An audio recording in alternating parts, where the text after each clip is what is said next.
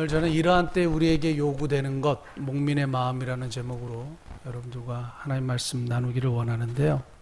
어제 그 에다 커뮤니티라는 단체에서 설교를 요청하고 또 사역을 좀 소개해 주면 좋겠다 해서 어제 그 집회에 가서 제가 말씀을 나누었습니다. 말씀을 나누는데 제가 무슨 말씀을 나누냐면 이 목민의 마음, 그리고 우리 목민 목회, 목민 선교 이 얘기를 했습니다.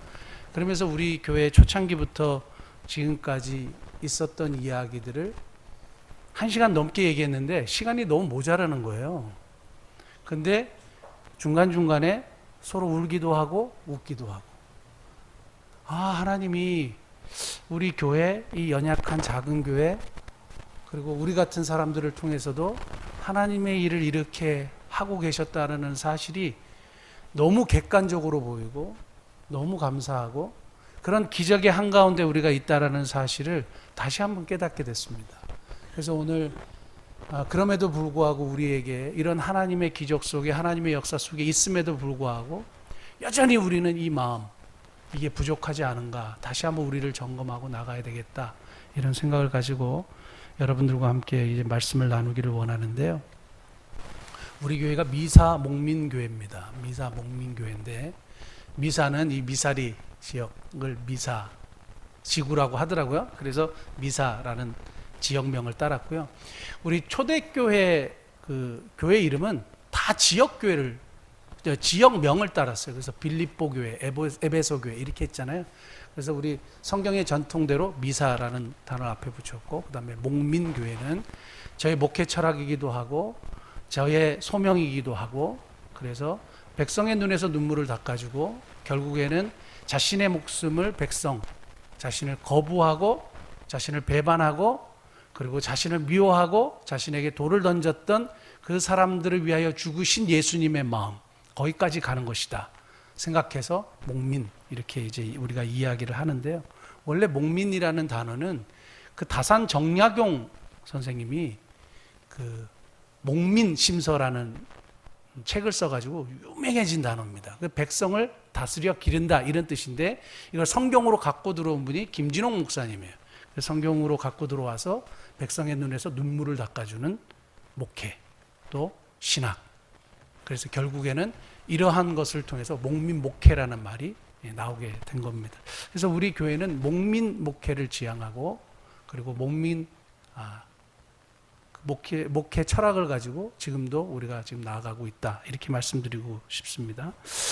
목민의 마음이라는 것은 우리가 수도 없이 들었지만 백성을 불쌍히 여기신 예수님의 마음에서 출발합니다.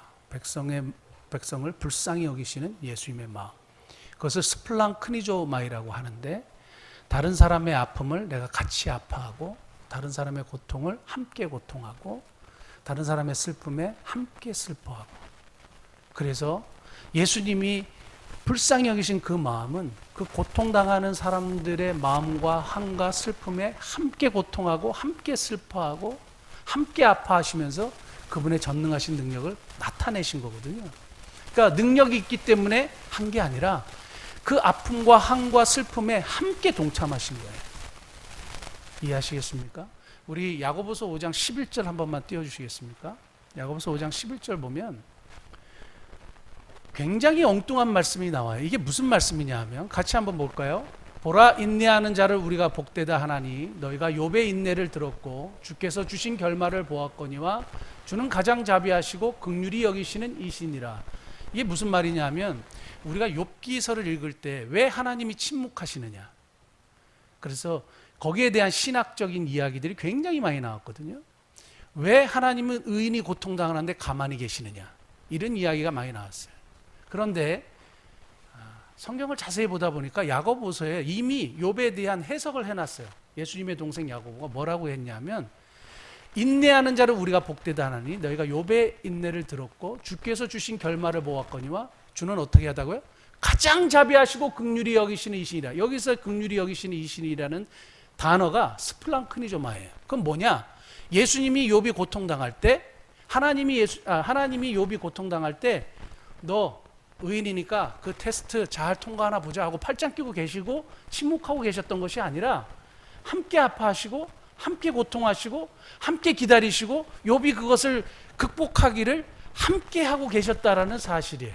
그러니까 하나님이 때때로 우리가 기도하고 고통당하고 아무 응답이 없는 것처럼 보이지만 하나님은 언제나 우리와 함께 하시고 우리의 슬픔에 동참하고 계시다는 사실 여러분 믿으실 수 있길 바랍니다. 이게 목민의 마음, 하나님의 마음, 우리가 가져야 하는 마음입니다. 오늘 우리가 잘 아는 사무엘상 30장의 이 말씀은 제가 구약에서 항상 찾는 다윗의 목민의 마음입니다. 예수님이 항상 무리를 보시고 불쌍히 여기시고 과부의 아들의 죽음을 보시고 불쌍히 여기시고 그래서 과부의 아들을 살려주시는 기적 앞에 항상 등장하는 단어가 스플랑크니조마이라는 단어죠. 그래서 함께 고통하고 슬퍼하시면서 살려주시고 고쳐주시고 먹이시고 그 문제를 해결해 주시는 예수님이요. 구약에 보면 이 다윗의 이 사건을 통해서 우리가 하나님의 마음, 우리가 가져야 하는 목민의 마음을 발견할 수 있습니다. 내용을 잠깐 살펴보면 이래요. 다윗이 이렇게 사울을 피해가지고 사울의 엄청난 질투, 죽이려고 하잖아요. 질투가 굉장히 무서운 거잖아요. 죽이려고 하니까 도망갔어요. 살아야 되니까. 도망가니까 결국엔 나중에 한 600명 정도가 이렇게 붙었단 말입니다. 그래서 다윗과 함께 도망자 생활, 망명 생활을 하게 됩니다. 근데 시글락이라는 동네에 이제 터를 잡고 살았습니다. 가족들하고 다 같이 터를 잡고 살았는데 그 당시에 아주 나쁜 놈들이 있어요. 약탈 민족이요. 그 아말렉 민족이 그 다윗이 어디 나갔다가 들어오는 그 틈을 타가지고 그 시글락을 불태워 버렸어요. 그리고 가족들을 싸그리 다 잡아가고 다윗이 가지고 있었던 모든 재산들 그리고 가족들이 가지고 있는 모든 재산들을 털 털어가지고 어디론가 가버렸어요. 당시에는 무슨 레이더가 있습니까? 뭘 찾을 수가 있습니까? 어디로 가면 얘네들이 어디로 간지 어떻게 찾아요? 그런데 어디 나갔다가 다윗의 일행 600명이 돌아와 보니까 자기의 집들이 다 불타고 없어져 버렸잖아요.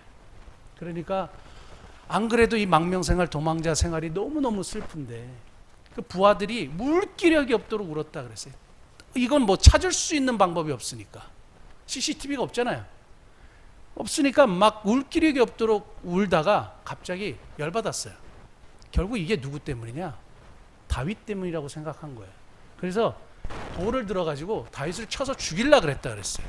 근데 그때 다윗의 위대한 점이 하나 나왔는데 내가 너희들 돌보느라고 얼마나 고생한지 아니? 이런 얘기하고 자기 편끼리 싸우질 않아요.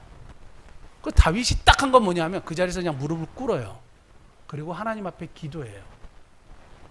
그리고 자기를 돌로 쳐서 죽이려고 하는 사람하고 대화하지 않아요. 그리고 하나님께 물어요. 하나님, 이런 일을 당했는데 내가 저 사람들을 쫓아가면 잡을 수 있겠습니까? 문제에 집중하는 거죠. 그리고 기도했을 때 하나님이 마침 응답을 딱 해주세요. 가라. 찾을 수 있다. 얘기해 주신 거예요. 그러니까 다윗이 어떻게 된지 아세요? 용기를 얻었다 그랬어요. 용기를 얻었다 그랬어요. 사무엘상 30장 6절 한번 띄워주실래요? 백성들이 자녀들 때문에 마음이 슬퍼서 다윗을 돌로 치자 하니 다윗이 크게 다급하였으나 그의 하나님 여호와를 힘입고 용기를 얻었다. 저기서 단어를 보면 용기를 얻었다는 단어가 뭔지 아세요? 하자크예요. 제가 많이 말씀드린 하자크인데 역대하 16장 9절. 역대하 16장 9절. 여호와의 눈은 온 땅을 두루 감찰하사 전심으로 자기에게 향하는 자들을 위하여 뭘 베푸신다고요? 능력을 베푸신다고. 그래서 도대체 저 능력이 뭐냐? 히브리어로 하자크인데요. 하자크는 5가지 뜻이 있어요. 5가지 뜻. 기억하십니까? 고쳐주신다. 강하게 하신다. 용기를 주신다. 도와주신다. 이기게 하신다. 고쳐주시고 강하게 하시고 용기를 주시고 도와주시고 이기게 하시고. 그런데 다윗이 지금 뭘 받았어요? 용기를 얻었죠. 그러니까 다윗이 뭘 한 겁니까? 이 급박한 순간에 전심으로 하나님을 향한 거예요. 자기를 돌로 쳐서 죽이려고 하는 부하들과 싸우지 않고 무릎 꿇고 그냥 하나님을 향한 거예요. 그러니까 하나님이 능력을 베푸셨는데 문제를 해결이 아니라 문제를 해결할 수 있는 용기 그리고 쫓아갈 수 있는 용기 그걸 주셨어요. 그래서 쫓아갑니다. 근데 이제 추격전이 시작되면서 추격전이 너무 급하니까 탈진하는 사람들이 생기고, 그래서 이 부솔 시내라는 작은 강 같은 거를 건너야 되는데 200명이 도저히 못 건너겠습니다. 우리가 건너다 죽겠습니다. 하니까 200명을 남겨놓고 400명이 이제 그 강을, 부솔 시내를 건너게 되죠. 근데 그때 저쪽에서 신음하는 버려진 한 애굽 소년을 보게 되죠. 애굽 소년을 보게 되죠. 제가 여기서 여러분들한테 한번 질문을 할게요. 내 자녀 너무 소중하죠. 그리고 내 딸 너무 귀하죠. 근데 아말렉 족속이 약탈해서 자녀들을 이렇게 데리고 간 이유는 뭘까요? 노예로 팔아넘기는 거예요. 성매매로 넘기는 거죠. 오늘날로 따지면. 그 성노르게로 쓰게 되겠다고 잡아간 거예요. 내 아내, 내 딸들, 내 아들들은 그냥 노예로 잡혀가고 어떻게 될지도 모르는 이런 상황이잖아요. 부모님들은 이혼 가치가 없으면 죽여버리는 거예요. 이렇게 되는 거예요. 근데 이런 상황에서 여러분 같으면 자녀를 쫓아가시겠습니까? 아니면 여기 지금 버려져서 이렇게 누워있는 한 이방, 전혀 나하고 상관없는 친구가 누워있는데 얘를 도와주겠습니까? 누구를 도와줄 것 같아요? 어딜 갈 것 같아요? 당연히 자녀를 찾으러 가죠. 이게 우리예요. 근데 성경에서는 기가 막힌 이야기를 하는데, 왜냐하면 이것이 추격전이 급박하잖아요. 그러니까 200명이 남았잖아요. 그럼에도 불구하고 다윗이 멈췄어요. 근데 여기에 멈췄을 때 그냥 멈췄다는 얘기로 우리는 그렇게 알지만 400명이에요. 400명이에요. 그리고 다 자기 자녀를 잃었어요. 자기 부모를 잃었어요. 자기 재산을 잃었어요. 말이 많았을까요? 말이 없었을까요? 우리 50명 정도도 안 되는 우리 교회에도 막 여기저기 막 말이 많잖아요. 뭘 하는데 뭐 이런 여러 가지 의논이 있잖아요. 다윗이 멈췄잖아요. 그러면 얼마나 말이 많겠어요. 얼마나 말이 많겠어요. 근데 다윗이 리더십을 가지고 딱 멈췄어요. 그리고 애굽 소년을 데리고 오라 그랬어요. 그리고 뭘 했느냐 하면 오늘 본문 한번 보실래요? 12절.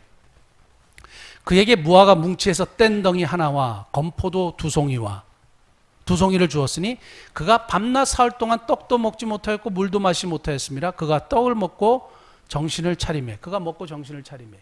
추격전에서 절대 필요한 음식 그리고 물 공급해줘요. 그러면 이 친구가 1분 안에 확 회생을 했을까요? 아니면 시간이 많이 걸렸을까요? 시간이 걸렸겠죠. 그러면 시간을 지체해야 되겠죠. 그런데 지금 급박하잖아요. 마음이 지금 이게 어떻게 될 수가 없잖아요. 그런데 지체하죠. 기다리죠. 불평이 막 저기서 나오죠. 난리가 나죠. 빨리 가야 된다고 막 그러죠. 그런데도 이 아이를 돌보아 줍니다. 근데 놀라운 건 뭐냐면 이 아이에게 하나님의 해결책이 있었다는 거예요. 화들짝 놀라지 않았겠어요? 근데 이 아이 입에서 나오는 이야기가 뭐냐 하면 13절. 다윗이 그에게 이르되 너는 누구에게 속하였으며 어디에서 왔느냐 하니 그가 이르되 나는 애굽 소년이요 아말렉 사람의 종이더니 사흘 전에 병이 들매 주인이 나를 버렸나이다. 그 다음에 14절. 우리가 그렛 사람의 남방과 유다에 속한 지방과 갈렙 남방을 침노하고 그 다음 뭐예요? 시글락을 불살랐나이다. 시글락이 다윗의 동네죠. 자기들이 있었던 곳이죠. 깜짝 놀란 거죠. 시글락을 불살랐는데 그 시글락 불살른 사람의 종으로 자기가 있다가 버림을 받았어요. 그리고 물어봤어요. 너 걔네들 어디로 가는지 아느냐? 안다는 거예요. 인도해 주겠다는 거죠. 그러면 하나님의 해결책이 내 문제 그리고 내 지금 상황 그리고 내 자녀를 막 쫓아간다고 해결됐을까요? 아니에요. 그럼 시간이 더 지체됐겠죠. 근데 하나님께서 이 다윗의 이거를 보셨던 것 같아요. 그래서 다윗이 멈추고 목민의 마음으로 돌보아 줍니다. 여기서 첫 번째 발견할 수 있는 목민의 마음, 교훈 첫 번째는 목민의 마음은 내 문제에만 매몰되지 않는 것에서부터 시작합니다. 내 문제에만 매몰되지 않는 것에서 시작해요. 내 상처, 내 아픔, 내 고통, 내 문제, 내 자식, 내 열받음 여기서부터 시작하는 게 아니고요. 이 내 문제에만 빠져 있으면 일이 아무것도 안 돼요. 막 나가고 빨리 헬라 그러고 뭐 찾아야 되고 막 냄새도 맡고 뭐 어디 막 알아보고 돌아다니고 막 전화하고 해도 문제가 해결이 안 나는데요. 내 문제만 해결하려고 하면 일이 해결 안 나는데 하나님의 해결책은 정말 엉뚱한 곳에 있었어요. 지금 도움이 필요한 저 애굽 소년에게 하나님의 해결책이 있었다는 거예요. 제가 이 말씀을 우리 에다 커뮤니티에서 나누면서도 아, 우리에게 참 이게 너무너무 부족하구나. 우리도 여전히 내 문제, 내 상처가 커요. 그리고 내 아픔이 커요. 그리고 언제나 나를 봐요. 그리고 이 문제가 해결되지 않으면 상대를 볼 시야를 갖추지 못해요. 그러지 않습니까? 제 자신부터도 그렇더라고요. 계속 제 자신을 돌아보면서 말씀을 나누는데, 여전히 나도 내 문제가 크고 내 아픔이 크고 다른 사람의 아픔이나 쓰러져 있는 거 신경이 안 써요. 왜? 내 자녀가 지금 잡혀갔으니까 거기를 가야 돼. 그런데 오늘 성경은 정말 우리에게 다른 말씀을 하시는 거거든요. 그게 중요한 게 아니야. 멈춰. 지금 도움이 필요하고 죽어가는 사람부터 살려. 이거예요. 거기에 하나님의 해결책이 있어. 말씀하는 거예요. 사랑하는 성도 여러분, 내 문제만 매몰되어 있으면 아무 역사도 일어나지 않습니다. 그 창세기 40장에 보면 요셉이 옥에 갇히잖아요. 이건 너무 우리가 잘 아는 스토리지만, 여러분 그 누명 한번 써보셨어요? 누명 안 했는데 했다 그러는 거. 그래서 만약에 감옥에 한번 갇혔다고 생각해보세요. 그래서 무기징역을 받았어요. 나는 아무것도 안 했어. 무기징역 받았어요. 어떨 것 같으세요? 미쳐 돌아가시겠죠. 미쳐 돌아가시겠죠. 정말 속된 말로 환장하고, 이건 뭐 어떻게 해결할 수가 없어. 난 안 했다는데 징역형을 때려버렸어. 돌아가시겠죠. 우리 역사적인 인물 가운데 그래가지고 완전히 처참하게 죽은 아주 참 그 조선시대에 무신이 한 사람이 있습니다. 남이 장군이라고요. 여기 가면 남이섬 있잖아요. 거기 가묘가 있고요. 화성에 이제 진묘가 있는데, 그 남이섬이 남이장군 묘가 거기 있어서 남이섬이에요. 그런데 이 남이장군이 17세에 무과에 그 급제를 하고 아주 끝내줬나 봐요. 이 무술 실력이. 그래서 28살 때 병조판서가 돼요. 병조판서가 된 것은 당시에 이시의 난이라고 이렇게 막 난을 일으킨 사람을 그냥 이 남이 장군이 단칼에 제압을 해버렸어요.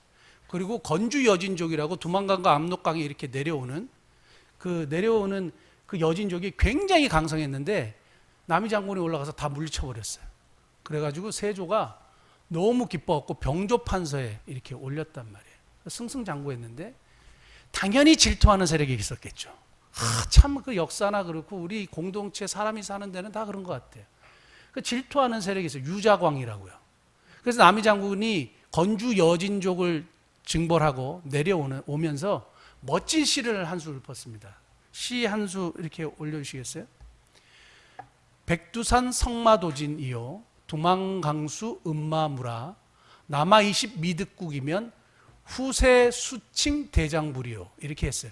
저는 어렸을 때 그거 한 번만 다시 띄워주실래요? 앞에 남아이십 미득국이면 남아 20세에 나라를 죄송합니다. 저기 미평국이 돼야 되는데, 네.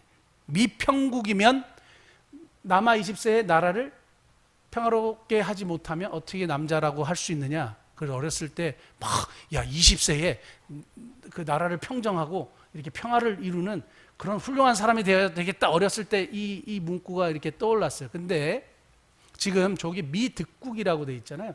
원래 남이 장군이 저기다가 남아 20 미평국이라고 했어요. 미평국. 나라를 평정하지 못하고. 그런데 유자강이 저 평자를 득으로 바꿔버렸어요. 그래서 나라를 얻지 못하면. 그래서 반란을 일으키려고 한다. 해갖고 누명을 썼어요. 그래서 몸을 찢어 죽였어요. 그리고 나중에 용산 한강나루 통해서 목을 쳐가지고 남이 장군을 죽게 했어요. 말도 안 되죠. 미평국이라고 했는데 그 질투하는 세력이 저 단어 하나를 딱 바꾸고 미득국으로 바꿔가지고 그냥 죽여버린 거예요. 그래서 가족들이 어떻게 됐겠어요? 몰살당하고 다 뺏기고 노예로 팔려가고 막 엉망진창이. 나중에 신혼이 복구됐는데 그건 뭐 한참 후대에 복구됐죠. 이런 일들이 있는 겁니다. 요셉 같은 경우도 감옥에 억울하게 갇혔잖아요. 자기 문제에만 빠져 있으면 어떻게 됩니까? 이렇게 억울한 일을 당하면 사람들은 거의 자살하거나 거의 자기 문제에 빠져가지고 우울증에 걸리거나 하죠. 그런데 요셉이 감옥에 들어가서 여기서 크리스찬이 어떤 사람들이냐? 감옥에 들어와서 뭐 한지 아세요? 감옥에 들어왔을 때 긍정적으로 행동했어요. 그래서 총무가 됐어요. 그리고 어떻게 했는지 아세요? 떡 맡은 간원장과 술 맡은 간원장이 들어왔을 때 그들의 눈에서 근심을 보는 거예요. 그래서 무슨 일이세요? 하고 물어본 거예요. 자기 문제에만 빠져 있으면 남의 근심 전혀 안 보여요. 근데 물어보죠. 그래서 여차에서 꿈을 꾼 걸 얘기하고 꿈을 해석해 주죠. 근데 그 꿈 해석이 어디까지 갑니까? 바로까지 가죠. 결국 그 복권된 술 맡은 관원장이 기억나서 바로에게 요셉을 소개하죠. 감옥에 이런 사람이 있었다. 결국 그 꿈을 해석함으로 총리 대신이 되게 한 건데, 이 기틀이 뭔지 아세요? 내 문제에만 빠져 있지 않은 그게 목민의 마음 때문이에요. 다른 사람의 근심을 보는 마음 때문이에요. 내가 누명을 써서 슬프고 아프고 이 괴로움을 이걸 어떻게 할까 막 난리친 것이 아니라 다른 사람의 눈에서 근심을 보는 거예요. 마찬가지죠. 다윗이 이 버려진 소년에게 시선을 돌렸을 때예요. 그러면서 제가 그 교회 개척하고 필리핀에 방문하고 왔잖아요. 필리핀에 방문하고 와서 제가 뭐라 그랬냐면, 빈민촌에 교회가 없는 것을 보고 교회를 세우겠다고 말씀을 드렸습니다. 그때 저는 아직도 그 표정이 기억이 나요. 눈이 동그래지신 분들이 많았어요. 그래서 교회를 세운다고? 이제 이런 얘기를 했는데, 우리가 그 필리핀에 그 빈민 이주촌에 이단들은 들어와 있는데 교회가 없다는 얘기를 듣고 제가 마음이 이렇게 감동이 됐어요. 이걸 우리가 한번 해야 되겠다 생각을 하게 된 거죠. 그래서 목민성교회를 통해서 우리가 교회를 한 군데 세웠습니다. 근데 그때 이후에 어떤 일이 일어났냐면, 돈이 있어서 교회를 세운 게 아니에요. 근데 하나님께서 허락하셔서 교회를 이렇게 세우게 됐는데, 그 얼마 후에 저한테 전화가 왔어요. 제 후배에게 전화가 왔어요. 형, 잠깐 만나자고. 그리고 저를 찾아왔어요. 그리고 그 친구가 봉투를 들고 왔어요. 봉투를 들고 왔어요.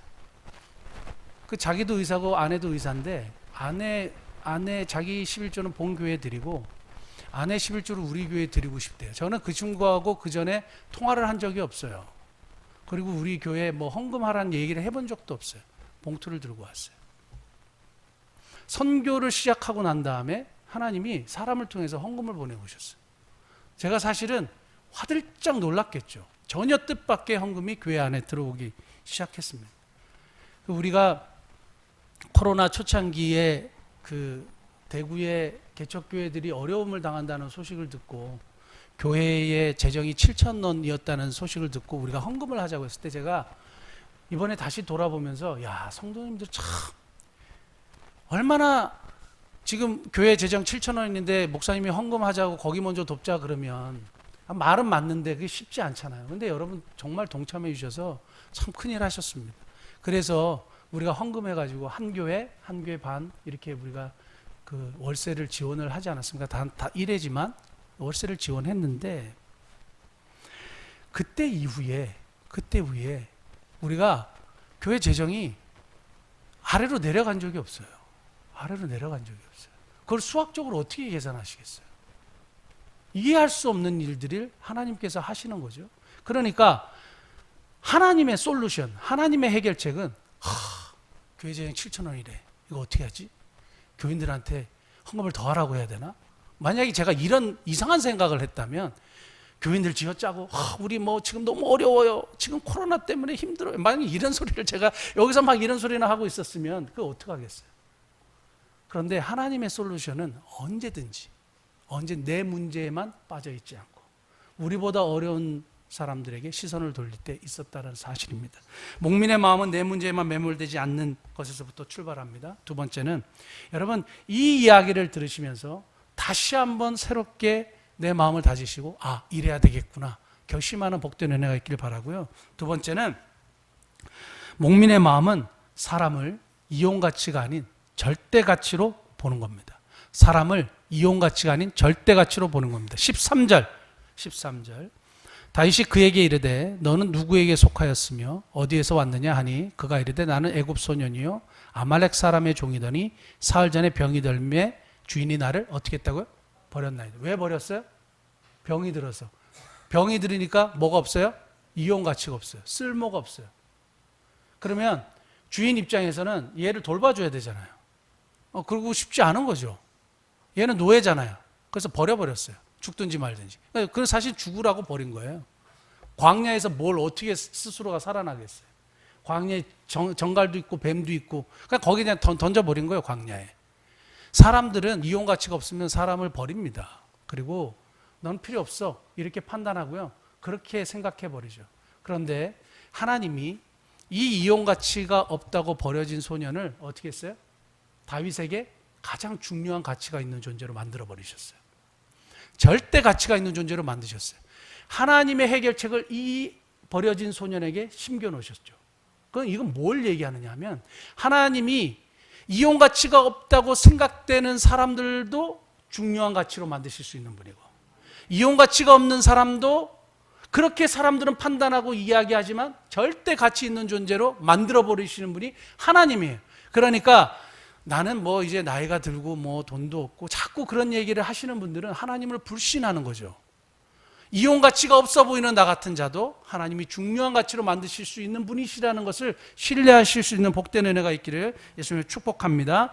그 시골 의사의 아름다운 동행, 뭐 이런 옛날에 베스트셀러가 있었어요. 박경철이라는 분이 쓴 책인데요. 거기서 장애인을 둔 어머니, 제가 한번 말씀드린 것 같은데 이런 이야기가 있었어요. 장애인을, 특별한 장애를 가진 아들을 둔 어머니, 우리 소망의 집 가족들처럼 이런 뇌병변 1급이었던 것 같아요. 근데 그 어머니에게 소원이 딱 하나 있었어요. 무슨 소원이었을까요? 아들이 낳는 거? 아니요. 아들이 자기보다 먼저 죽는 게 소원이에요.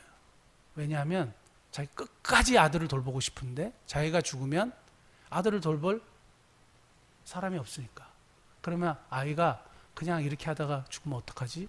그래서 아이보다 자기가 먼저 죽는 것 원치 않는 거죠. 더 오래 살고 싶어서가 아니라 이 아이 때문에. 제가 그걸 보고 굉장히 감동을 받았는데요. 어머니의 이러한 사랑, 이러한 마음은 어디서 나오는 걸까요? 자녀를 이용 가치로 보지 않아요. 우리는 우리 자녀를 절대 이용 가치로 보지 않아요. 그게 목민의 마음이에요. 그런데 우리는 이걸 자꾸 놓쳐요. 내 자녀만 그렇게 생각해. 그런 게 아니거든요. 로마서 5장 6절 한번 볼까요? 로마서 5장 6절 말씀 보면 우리가 연약할 때에 하나님이 예수님을 이 땅에 보내셨다 그랬고, 로마서 5장 8절에 보면 우리가 죄인 되었을 때에 예수님을 이 땅에 보내셔서 하나님이 우리에게 대한 자기의 사랑을 확증하셨다 그랬고, 로마서 5장 10절에 보면 우리가 원수 되었을 때에 하나님께서 예수님을 우리에게 보내셔서 우리를 구원하셨다고 말씀하셔요. 연약하고 정말 우리가 주님을 배반하고 그리고 우리가 죄인 되고 심지어는 하나님과 원수지간이었을 때 예수님이 이 땅에 우리에게 오셨단 말이에요. 우리가 이용 가치가 있어서 예수님이 우리를 위해 죽으셨습니까? 아니에요. 우리는 그럴 가치, 그런 존재가 아니에요. 근데 예수님이 그렇게 하셨다는 겁니다. 이게 하나님의 사랑이고 우리 크리스찬들이 그런 사랑을 받은 사람들이고 그리고 그런 사랑으로 세상을 섬기는 사람들입니다.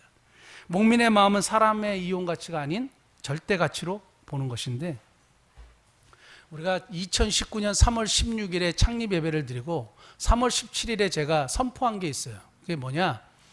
셋째 주 주일부터 우리 소망의 집에 가서 장애우들과 같이 예배 드리고 섬긴다.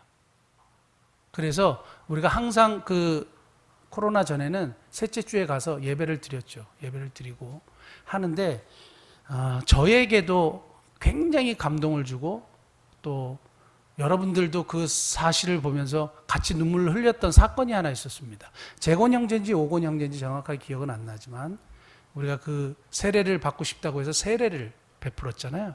그 재건 형제가 처음에 그랬어요. 목사님 저 세례 받고 싶어요. 이렇게 몸을 비틀어가면서 얘기를 했단 말이에요.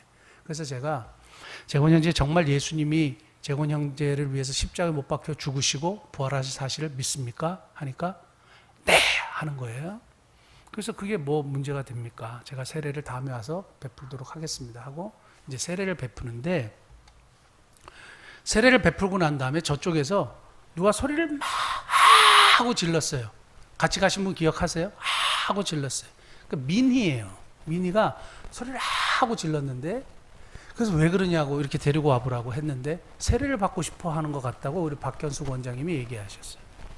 그래서 민희가 저는 말할 줄 모르는, 지금도 말을 할 줄을 몰라요. 그런데 그때 정말 세례를 받고 싶은 것 같았어요. 왜냐하면 눈에 벌써 눈물이 이렇게 고여 있었고, 그래서 제가 민희야, 너 예수님이 정말 너의 모든 죄를 위해서 십자가에 못 박혀 죽으시고 성경대로 사흘 만에 부활하셔서 너의 구원을 이루신 것을 확실히 믿니? 그러니까 민희가 네 했어요.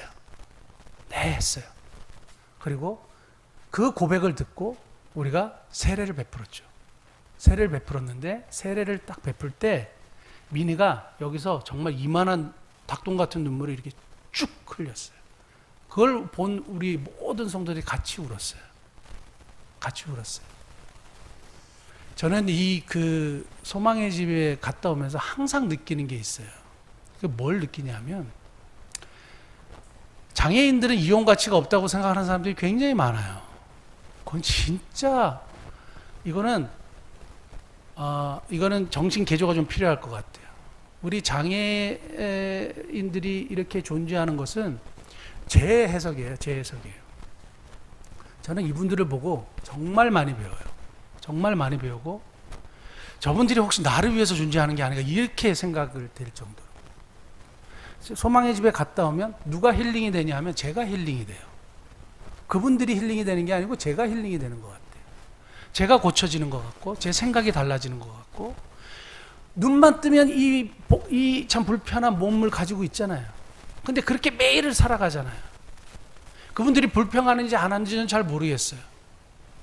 그런데도 감사해요. 제가 가면 감사하다 그러고요. 저를 위해서 하루 금식했대요. 몸 아프다는 얘기 듣고 하루 금식했대요. 감동적이죠. 여러분 감동이 아닐지 모르겠지만 저는 막 감동을 받았어요. 감동적이에요. 사람을 사랑할 줄 알고, 기도해 줄 줄 알고.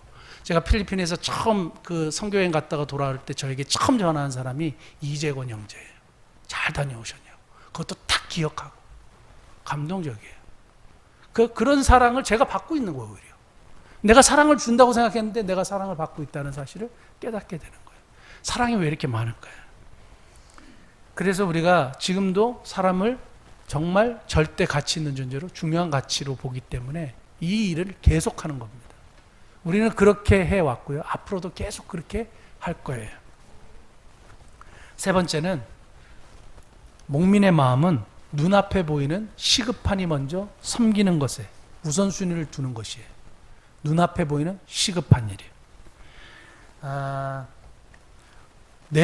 내 도움이 필요한 사람이 내 눈에 띄었을 때 그 행동하는 것, 그걸 계속적으로 실천하고 있는데, 얼마 전에 우리 강원도 산불 나가지고 그게 이제 매스컴에 떠들고, 그래서 그런 마음이 있어서 우리가 또 헌금을 해서 들고 갔잖아요. 근데 목민선교회에 저는 그분이 누군지도 몰라요. 이름만 알아요. 우리나라 유명한 아이돌 가수래요. 저는 만난 적도 없고 통화한 적도 없고 누군지도 몰라. 근데 헌금을 했어요. 900 몇십만 원 헌금을 했어요. 그래서 그 돈을 찾아가지고 갖다 준 거예요. 근데 그게 누군지도 몰라.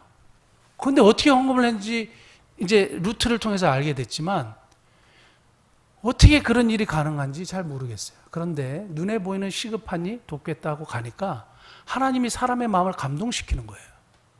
그 일들이 계속 이루어지는 겁니다. 포천에 그 지붕 무너졌다고 이렇게 이야기가 저한테 메시지로 왔을 때 교인들한테 나누고, 우리 절기 헌금의 반을 거기 보내고, 목민선교에서도 반을 거기 보내서 지붕 수리할 수 있도록 그렇게 해드렸는데요. 바로 그런 거죠. 우리가 교회 초창기 필리핀에 하나님께서 허락하셔서 교회가 이렇게 세워지고 난 다음에, 거기 코로나 때문에 거기는 봉쇄령이 이렇게 내렸어요. 그러니까 서로 오고 가지 못하고 빈민들이 마닐라에 가서 일을 하지 못하는 상황이 된 거예요. 왜냐하면 봉쇄령이 내려서 다니지 못하게 하니까. 그럼 어떻게 해요? 굶어요. 마침 주민등록증, 오늘 우리처럼 주민등록증 번호가 있는 사람들은 정부에서 주는 통조림을 먹어요. 그런데 합법적인 결혼식을 하지 못한 사람들은, 같이 살고 돈이 없어서 결혼식을 올리지 못한 사람들은 주민등록증 발급을 못 받아요. 그럼 어떻게 되느냐? 사각지대에 있는 거예요. 그러면 정부에서 주는 통조림을 못 받아요. 그럼 뭐 해야 돼요? 굶어야 돼요. 나누겠습니까? 안 나누죠. 자기 먹을 것도 지금 없는 상황에서. 목민의 마음이 그들에게 있겠어요? 그게 아니에요. 그러니까 굶어요. 그 죽는 사람이 생긴다는 거예요. 선교사님이 전화가 왔어요. 교회 주변에도 그런 사람들이 있냐고 그랬더니 그렇대요. 그러면 우리가 뭐 한 30가정이라도 도울 수 있으면 좋겠다 해가지고 교회에서 했어요. 그리고 제가 이 이야기를 사람들에게 나누었어요. 수백 가정을 우리가 돕게 됐어요. 그 필요할 때마다 도왔어요. 그러니까 이러한 이야기들, 눈에 보이는 시급한 사람들 굶는다는 이야기가 들렸을 때 무조건 실천한 거예요. 무조건 실천한 거예요. 그것이 우리 교회의 역사고 지금까지 계속되는 것이고 어떤 일이 있으면 하자고 하는 이야기가 바로 거기 있어요. 그런데 놀라운 것은 하나님이 이런 것을 통해서 교회를 성장시켜 주시고 우리의 마음을 새롭게 하시고 또 교회의 기적을 보게 하시고 아, 하나님이 정말 살아계시구나 깨닫게 하시는 일들을 보게 되는 겁니다. 제가 그 사진 넘겨도 될까요? 이게 우리가 그 필리핀에 코로나 터져가지고 아이들이 밥을 못 먹고 굶는다는 얘기를 듣고 돈을 보냈습니다. 아이들 밥 먹이셔서 살려주시라고. 그래서 얘네들이 길거리 서가지고 마스크도 없이 저 코로나 한참 봉쇄령 떨어지고 그래서 마스크가 왜 없냐니까 마스크가 없대요. 그래갖고 우리가 몇만 장 마스크 보내드렸어요. 저희가 아마 마스크 보낸 것만 해도 10몇만 장 될 것 같아요. 뭐 필리핀뿐만이 아니고요.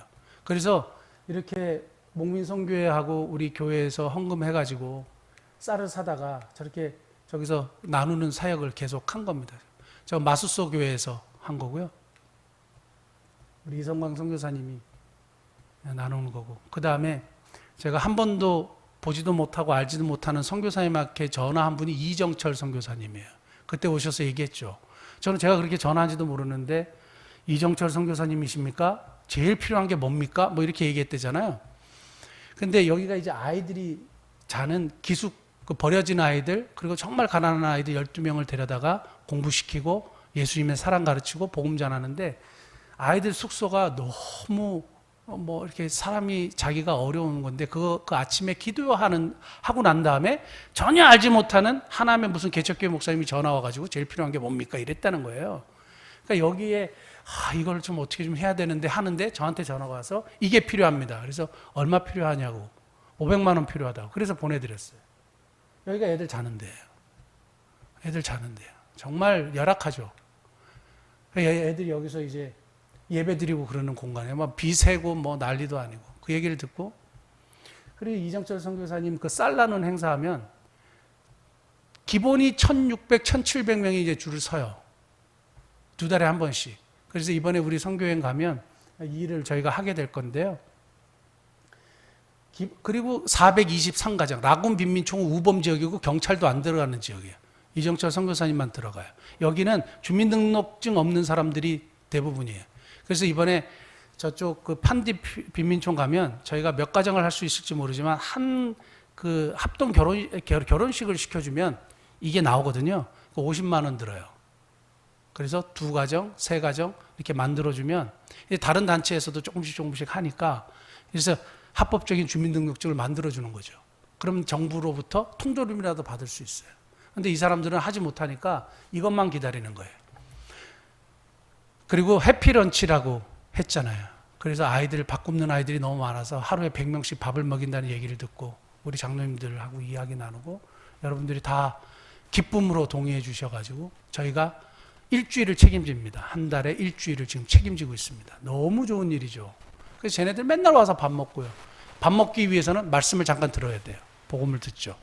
그럼 밥 안 주고 그러진 않겠지만 그래서 얼마나 저렇게 행복하게 하는 겁니까? 우리가 그런 일들에 우리가 동참하고 있다라는 거예요. 저 어린애가 와가지고 교회 와가지고 밥 먹고 그리고 우리가 이렇게 네팔, 라오스 결국엔 네팔에는 못 보냈지만 선교사님들이 가끔 저한테 요청하시는 게 있어요. 구충제, 영양제 좀만 보내주세요. 그래가지고 그런 얘기 들을 때마다 저 뭐 보내자고 막 그러는 게 그거예요. 그래서 사다가 보내고 얻어다 보내고 후원 받아서 보내는 겁니다. 눈에 보이는 시급하니 도와달래잖아요. 그러니까 하는 거예요.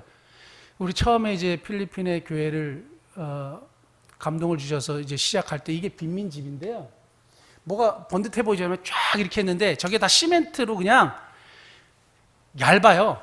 쫙 이렇게 해놓고 이렇게 6평씩 쪼갰어요. 그래서 뒤 틀까지 이렇게 트면 한 12평 나오고요. 위에는 양철 지붕이에요. 여름에 엄청 덥겠죠. 양철 지붕이요. 그러니까 그 경상 사투리 메른도 없어요. 그러니까 형편이 없다는 얘기예요. 저 안이 이건 깨끗한 집이죠. 저기 시멘트로 저렇게 해놓은 거고요. 이렇게 돼 있습니다. 이런 집들을 제가 처음에 빠뜨려 교회고 지금 깎아놓은 교회인데 이렇게 교회가 세워져서 제 교인들이에요. 깎아놓은 교인들이에요. 복음을 전하고 하나님의 자녀가 되는 역사들이 저기서 지금 예배를 드리는 거예요. 너무 감사한 일 아닙니까? 그래서 아무도 생각하지 못했던 것들 감동을 주셔서 시작하게 되고 그리고 이렇게 교회를 딱 만들어 가지고요. 세워서 예배를 드리고 그리고 거기 이제 이성광 선교사님 우리가 함께 협력하는 길라 의료봉사단에서 병원을 세웠어요. 그래서 치과 진료를 하거든요. 그래서 우리 하나님께서 허락하셔서 세운 교회들 이렇게 돌아다니면서 치과 의사들이 가서 이빨 뽑아주고 치료해주고 그런 일들을 하게 됩니다. 이거는 이번에 도서관 세우는 일 이성광 선교사님이 성도들과 함께 기도로 시작했습니다. 결국에는 지금 보이면 저기 정면으로 보이는 저기가 병원이에요. 조그만 병원이고 그리고 여기가 도서관이에요. 2층 100평짜리 건물이요. 그리고 저희 도서관 오른쪽이 이성광 선교사님 사역하시는 교회고요. 이번에 우리가 가볼 텐데요. 그렇게 되어 있습니다. 여기는 네팔이 아니라 미얀마 우리가 교회를 세우기로 하고 이제 교회를 세운 그런 내용이죠. 다 아는 내용인데. 근데 이런 이야기들을 우리 에다 커뮤니티에 가서 쭉 얘기하고 아프리카 가나까지 얘기를 하는데 1시간 한참 넘었는데 얘기가 안 끝나는 거예요. 근데 막 울고 웃고 얘기하는데 참 제가 나누는 저에게도 감동이 있었고 근데 이걸 지나놓고 객관적으로 그냥 다 털어내고 보면 이게 어떻게 가능하지? 어떻게 가능하지? 저희가 그 작년에 건강검진 목회자 부부 그리고 선교사님 4분 70분 후원했거든요. 다 선교에서 다 돈을 내는 거예요. 그냥 공짜로 해주는 게 아니고요. 올해도 보니까 약 한 80명 했는데 거기에 20명 정도는 우리를 통해서 하신 일반 검진이고 한 50명, 60명 하신 것 같아요. 이게 어떻게 가능하지? 이게 어떻게 가능한지 저도 잘 모르겠어요. 그게 잘 이해가 안 가요. 그런데 그게 가능해요. 하나님이 하시는 일이라 이걸 이해할 수 없는 일인데 우리가 그 기적의 한가운데 있습니다. 그래서 3가지를 놓치지 말아야 돼요. 첫째는 내 문제만 매몰되지 않는 것. 둘째는 사람을 이용가치가 아닌 절대가치로 보는 것. 셋째는 눈앞에 보이는 시급한 이에게 우선순위를 두는 것. 기도하시겠습니다.